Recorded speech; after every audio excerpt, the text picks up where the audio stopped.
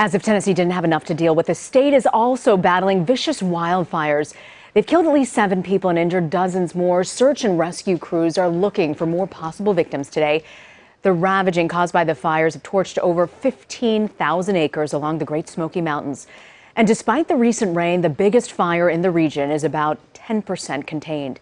Officials are now saying that the fire was likely human-caused. Our DeMarco Morgan has been following the storm. He joins us now by phone. DeMarco, are you seeing any improvements in the conditions where you are?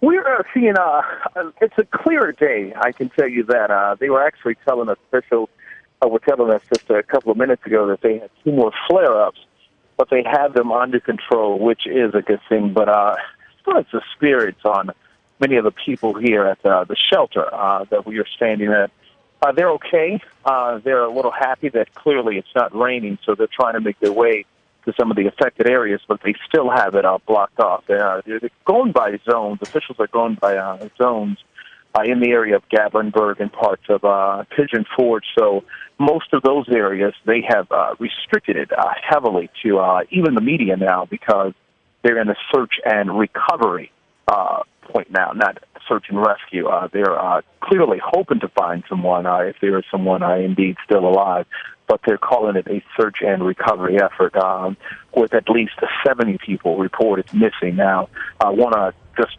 warn our viewers and give our viewers some type of hope that that number could also mean that some people may have went off with relatives or, went out of town and was able to get away and just haven't sort of checked in with some other people. And that also could also mean that, there are those who weren't so lucky to make it out alive. But I also asked about the downtown area of Gatlin, because I know that was a big concern when we saw the pictures of the flames there and just the damage that the city alone has sustained.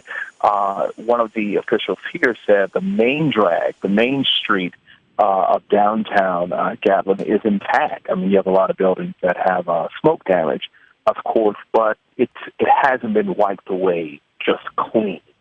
And I think that's the good news for a lot of people as well. And you got a lot of residential neighborhoods that weren't affected and impacted. So it's just a waiting game for the more than 14,000 people who had to be evacuated to just get in and see what they can see and hopefully salvage their property. It's just fascinating and heartbreaking at the same time for these people. DeMarco, thank you very much for this report from the front lines there.